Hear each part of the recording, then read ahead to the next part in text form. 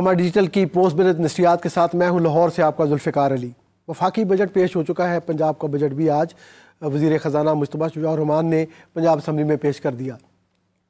वफाकी बजट के बारे में अगर देखें तो एक जुमले में ही सारा केस निमट जाता है कि गंजी धोएगी क्या और निचोड़ेगी क्या।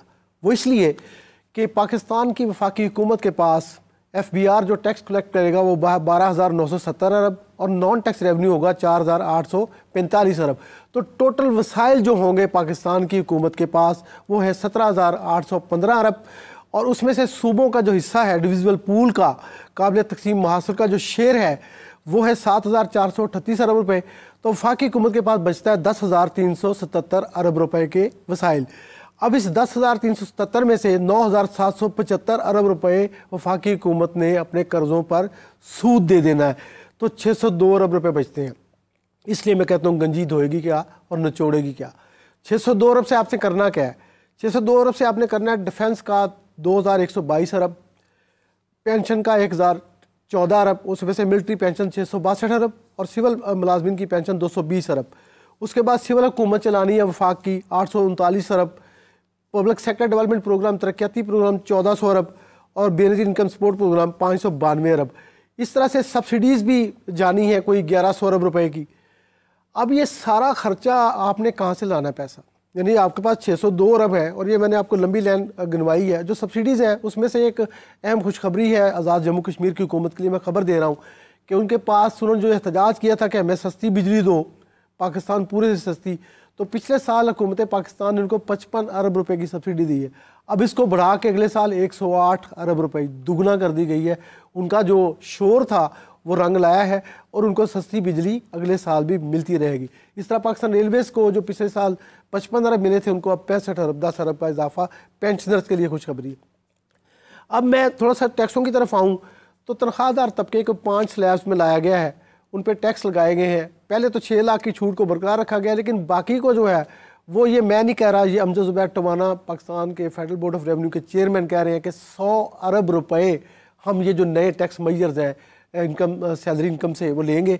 150 अरब रुपए हम कलेक्ट करेंगे उनसे जो नॉन सैलरी इनकम है जिनकी ये जो नए मेजर्स उससे लिए जा रहे हैं। अब हुकूमत पाकिस्तान ने कहा है कि ये जो टैक्स रेवेन्यू है 12,970 अरब का, उसमें से 3,800 अरब रुपए के इजाफी वसाइल हैं, तकरीबन 40% ज़्यादा नाकाबिल यकीन बात लगती है। इसमें से अमजद ज़ुबैर टवाना कहते हैं कि 2,000 अरब तो ये जो 3.6% GDP टारगेट रखा है हमने ग्रोथ का उससे आ जाएंगे और बाकी 1,800 अरब रुपए हम नए जो इकदाम कर रहे हैं, जो टैक्स चोरी रोक रहे हैं, जो नए लोगों को टैक्स नेट में ला रहे हैं और डिजिटलाइजेशन ऑफ दी जो होगी FBR की उसमें हम ले आएंगे। तो ये सारे हैं। अब बाज़ लोगों को ये पता नहीं है, असल में अपनी अपनी TV चैनलों पे भी अफसोस की बात है कि कोई कुछ चला रहा है, कोई कुछ चला रहा है। इस सारे मसले को हल करने के लिए आज हमारे साथ मौजूद हैं मुस्तफ़ा अशरफ, आप फेडरल बोर्ड ऑफ रेवेन्यू के साबिक मेंबर हैं डायरेक्ट टैक्सेस, और उनके साथ हैं मोहम्मद अली मियाँ, लाहौर ईवान सनअत व तिजारत के साबिक सदर हैं, और साथ हैं मियाँ अफजल शाद, आप LCCI ही के साबिक नायब सदर हैं। वाह वाह, लो जी मियाँ साहब काम हो गया, गिरफ्तारियों के लिए तैयार हो जाए। बिस्मिल्लाहिर्रहमानिर्रहीम। देखिए जी ज़ुल्फ़िकार साहब, पहली बात तो ये है इस बजट के बारे में ना, जो बजट पेश करने वाले पाकिस्तान का आला तरीन फोरम नेशनल असम्बली, मैं तो उस पर ज़रा बात कर लूँ पहले ज़रा, ताकि फिर बजट पर जो असरात आ रहे हैं उस चीज़ के वो बड़े क्लियर हो जाएंगे। ये कई सालों से मुझे कम अज़ कम बिजनेसमैन बड़ा अजीब लग रहा है कि पाकिस्तान का हाईएस्ट फोरम जो कि कानून साजी के लिए अरबों रुपए खर्च करके इलेक्शन के ज़रिए असम्बली में पहुंचते हैं, कानून साजी करने के लिए, बजट साजी करने के लिए, इकॉनमी को ठीक करने के लिए, उनका रवैया क्या है पिछले चंद सालों से? आप वो बात करें जो पीपल्स पार्टी ने कल दिखाया बजट से पहले? जी, पीपल्स पार्टी ने कुछ दिखाया ही नहीं, ये भी उनकी मेहरबानी है। लेकिन ये जो अपोजिशन जो भी होती है, अपोजिशन जो भी है पिछले सालों से, बजट पेश करने के टाइम पे जो रवैया, जो शोर शराबा, जो बजट की कापियाँ फाड़ के एहतजाज करना, मेक इट सेंस, क्या मतलब है इस चीज़ का? मुझे बड़ी इसमें निदामत है। हमारे नुमाइंदे वहाँ बैठे हैं, कोई भी वहाँ पे ना, मैं किसी पार्टी की बात, लेकिन अपोजिशन का वहाँ काम क्या है? उसका काम है कि अगर हम इस बात पे मैं समझ जी करती है। अब ये बजट की बात करता हूँ। बजट के ऊपर देखें, आपने तो 2 लफ्ज़ों में ख़त्म कर दिया, गंजी नहाएगी क्या, पहनेगी क्या, उसमें दूसरी कोई बात ही नहीं है ना। और हमें उम्मीद तो थी कि शायद कुछ रिलीफ इंडस्ट्री के लिए ख़ास तौर पे गवर्नमेंट जो अनाउंस भी कर चुकी है, अभी भी कर रही है, लेकिन बजट के बाद तो बताएंगे, अभी कह रहे हैं तो हो सकती है। लेकिन देखें, जो हमारी बिजनेस कम्युनिटी का जो स्टांस है, चैम्बर्स का जो स्टांस है, जो अंजुमन ताजरान साहब का स्टांस है कि सबको टैक्स देना चाहिए, नॉन फाइलर का की हमायत कोई भी नहीं कर रहा, कोई भी नहीं कर रहा, वाकई नहीं कोई नहीं कर रहा। नॉन फाइलर की हिमायत पाकिस्तान में कोई, आप किसी से पूछ लें, मसला क्या है। जो अभी तक एक बहुत बड़ा गैप है कि ये जो पहले 200-300 बने, अब वो 35,000 दोस्त की में आए, क्यों नहीं लोग आ रहे। इसकी वजह तो वही है जो कि कॉन्फिडेंस नहीं है FBR के ऊपर, FBR का रवैया, ये तमाम रिफॉर्म्स। ये सब ये से क्या मुराद है, मैं ही कर लूँगा।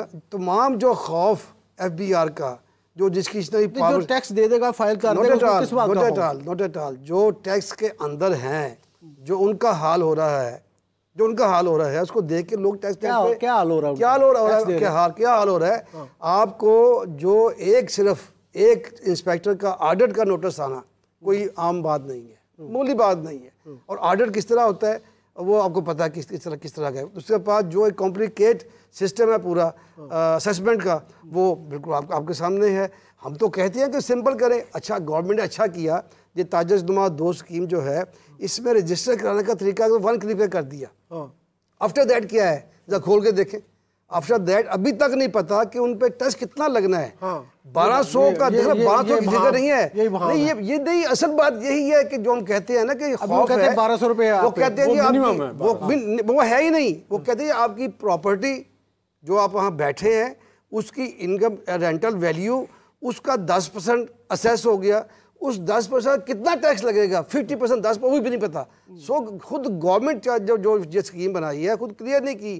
तो ये जो हरासमेंट का एक है, जुडिशरी पावर्स हैं, डिजिटाइजेशन पे बहुत जोर है, माशाल्लाह बहुत जोर है, होना भी चाहिए। PM से लेके FM भी रख दिया, लेकिन कब होनी है?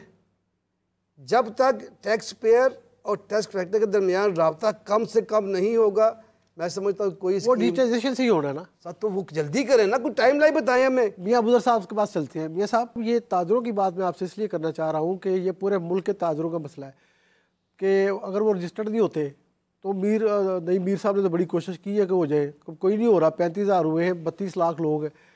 तो ये सज़ा और उसके बाद फिर दुकान सील करना, इस तरह की पेनल्टीज़, क्या नतीजा निकलेगा?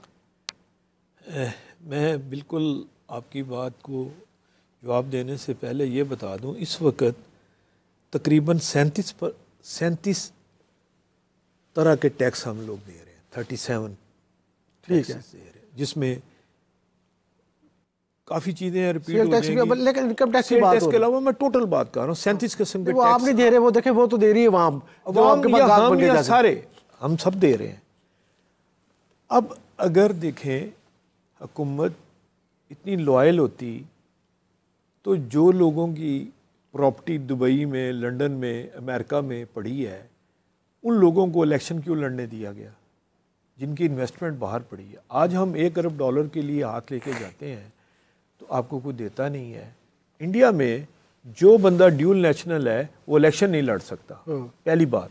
आपकी असम्बली में 50% से ज़्यादा ड्यूल नेशनल बैठे हैं। क्यों बैठे हैं? पहली बात, वो अपना आते हैं, पैसा लगाते हैं, 5 साल एंजॉय करते हैं और चले जाते हैं।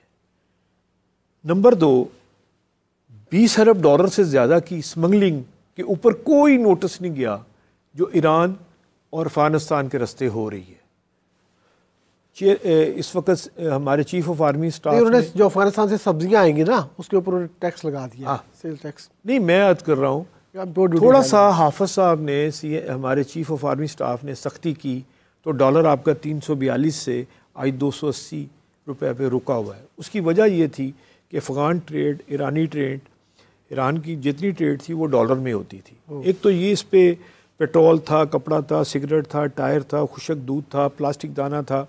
अच्छा नहीं, मैं कह रहा हूँ कि वो आपने दे दिए 22, वो तो वहाँ देती है, आपसे जो गाहक बन के जाता है वो देता है। आप इनकम टैक्स की बात करें, ये वो कहते हैं कि हम गिरफ्तार कर लेंगे 6 महीने। मैं कहता हूँ बिल्कुल ठीक है, मसलन कर लें गिरफ्तार। मेरी बात जरा सुने, अगर एक घर मेरी वालदैन का है, वो 1 करोड़ रुपए में लिया 20 साल पहले, आज वो 20 करोड़ का असेसमेंट उसकी आज वैल्यू गिनेंगे, तो उसमें 4 भाइयों का जब बंटवारा होगा, मुझे ये बताएं, जो बात आपने कही है गंजी नहाएगी क्या धोएगी क्या, वो बात ये है कि बंटवारा हो जाएगा, बाकी रह क्या जाएगा?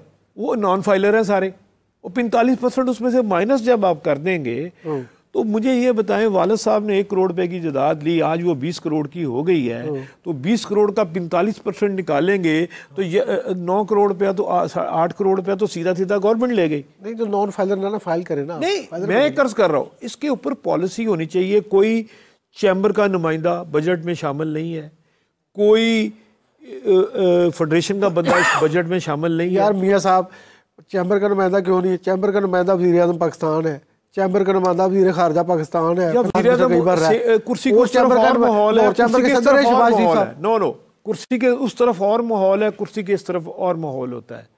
और ये 2200 अरब रुपया जो IPPs को जाना है, आप मुझे ये बताएं, ये सारा रुपया किसके कहने पे टेंडर हुए, क्या हुआ, क्या तमाशा और कहानी है? मेरे साहब इसके ऊपर कभी और दोबारा प्रोग्राम करेंगे। मैं कहता हूँ मैं कह रहा हूँ कि मुझे आप इस सवाल का जवाब दे दें कि जो बंदा फाइलर नहीं बनता, रजिस्टर्ड नहीं होता, उसको गिरफ्तारी होनी चाहिए। कैसे नहीं बनता? देखिए, स्टेट बैंक ऑफ पाकिस्तान और उस बंदे का अकाउंट बैंकों में है। अगर गवर्नमेंट खुद नहीं चाहती, आप ये क्या बात कर रहे हैं? आप पेट्रोल बेचते हैं, आपको इनवाइस देता है?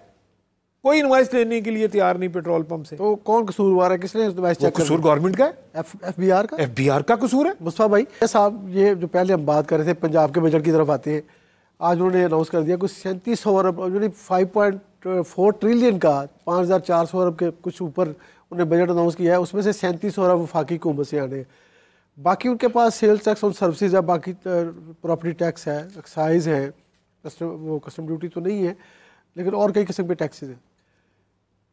पाकिस्तान की चारों सूबाई हुकूमतें मिल के टोटल GDP का 0.7% या 6% कलेक्ट कर रही हैं। 92% पाकिस्तान का टैक्स वफाकी हुकूमत के ज़िम्मे है, और ट्रांसफ़र जब पैसे होते हैं वफाक से तो वो कोई 52% इस तरफ आ जाते हैं।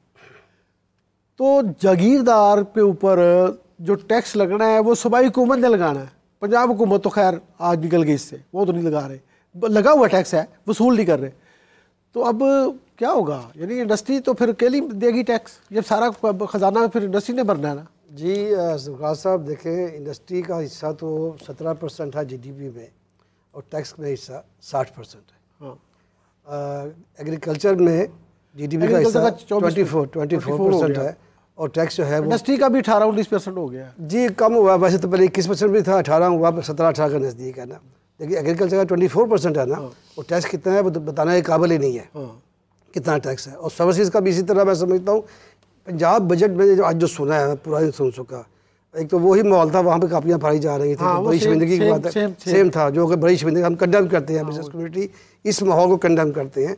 प्रपोजल दें अपनी, अपोजिशन प्रपोजल दे, काउंटर पर वहाँ लड़े आके ना, ये क्या सुने नहीं, प्रपोजल क्या देंगे? एग्जैक्टली वही मैं कह रहा हूँ। तो ये बड़ी शर्मनाक बात है। दूसरी, पंजाब जो मैंने जब तक मैं थोड़ा स्टडी किया है, पंजाब का बजट उन्होंने बड़ा देखभाल के बनाया है। उसमें ख़ास तौर पे जो गंदम से बाहर निकल गए, बहुत बड़ा निकले नहीं है, परचेज से बाहर ऐलान ही किया है। नहीं, परचेज इस साल परचेज नहीं की ना, तो वो परचेज महकमा खुराक का काम ही कोई नहीं था। लेकिन जो 7000 के करीब जो सोलर पे जा रहे हैं, ट्यूबवेल जा रहे हैं, 100 जो का वादा था उसमें इलेक्शन में 100 यूनिट तक जो है। ये सब सोलर से मुझे याद आ गया, फाकी हुकूमत की तरफ वापस चलते हैं। अच्छा, कि उन्होंने कोई तारीफ कर दे, पंजाब बजट बड़ा बैलेंस्ड आया, मैं समझता हूँ बहुत बेहतर आया एज कम्पेयर टू बीबी मरियम से कोई अच्छा एज कम्पेयर टू। लेकिन बात पंजाब से कोई ताल्लुक, मेरी बात सुने, देखें सूबों के जिम्मे, मेरी बात सुने, सूबों के जिम्मे 3 चीज़ें। यार सोलर आएगा, उस पर तो लग गया ना। नहीं, उस पर कुछ नहीं लगा, सेल टैक्स लग गया। नहीं, देखें 2 चीज़ें बड़ी अच्छी हुई हैं इस बजट में वफाकी में ना। एक यही कि सोलर पे जो बड़ी खबर थी, जो सोलर पे टैक्स लग रहा है, ग्रॉस मीटरिंग कर रहे हैं, नेट मीटरिंग ख़त्म कर रहे हैं, वो कुछ नहीं हुआ। दूसरा था कि शायद सेल टैक्स 18-19% कर रहे हैं, वो तो 2 चीज़ें हैं जो तो नहीं हो सकी। जो चीज़ें असल में जो चीज़ें ख़राब हुई है ना, जिसमें कि मैं भी बड़ा अपना तफसाद रखता हूँ कि आपने 3.6% ग्रोथ कहा होगी जी, उस पर सारा माल खरीद की गई। अब आप देखें एक्सपोर्ट जो है दुनिया से मुकाबला करना था आपने, और जो एक्सपोर्ट करने वाली इंडस्ट्री है उसको हमारे हमसायों से महंगी, कितनी महंगी बिजली मिल रही है। हाँ अच्छा, वो एक्सपोर्ट इंडस्ट्री से याद आ गया मियाँ साहब, अबूजर साहब, 1% उन्होंने एक्सपोर्टर पे टैक्स जो देते थे उनको नॉर्मल रजीम में ले आए। वो इसका क्या फ़र्क पड़ेगा? वो इसलिए उन्होंने लगाया है कि कई लोग जैली एक्सपोर्ट कर रहे थे, उसको रोकने के लिए कि वाया दुबई एक्सपोर्ट कर दिया, दुबई में अपना ऑफिस बना लिया, तो माल इधर से खाली कंटेनर जा रहे हैं, वो मिल मिला के सारा काम हो रहा था। असल बात ये है कि सॉरी चंद एक अगर कोई काली भेड़े हैं उसके लिए सिस्टम पूरा ख़राब नहीं करना चाहिए। इस बिजली के रेट के ऊपर, इस मार्केट पर रेट के ऊपर हमारे कंपटीटर के हाथ बांध के और कहा गया जी आप चाइना से अपना मुकाबला करें, आप इंडिया से मुकाबला करें, आप बांग्लादेश से मुकाबला करें, ये हो नहीं सकता ना।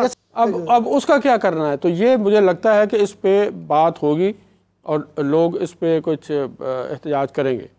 ये पंजाब के जो बजट की बात है मियाँ साहब, 1000 अरब रुपए की ज़राअत की इनकम इंजेक्ट होती है हर साल ब्लैक इकॉनमी में। अच्छा, यानी 1000 अरब रुपया, 1000 बिलियन जो है वो उधर लोगों का पार्क हुआ हुआ है एग्रीकल्चर में। हर साल इंजेक्ट होता है ना, आपकी मार्केट में आता है ना, ब्लैक मनी आ जाती है। वो आपने सुनी लिया है, ज़राअत पे टैक्स नहीं लेना। वो जो 1000 अरब रुपया आपकी इनकम है सालाना, उसका क्या करना है? उसके ऊपर तो क्योंकि वो असम्बलियों में बैठे हैं खुद, वो कहते हैं जी ये तो टैक्स हम बड़ी मुश्किल से ज़राअत पैदा करते हैं, कपास पैदा की है, गंदम पैदा की है, हमारे पास टैक्स की बात ना करना।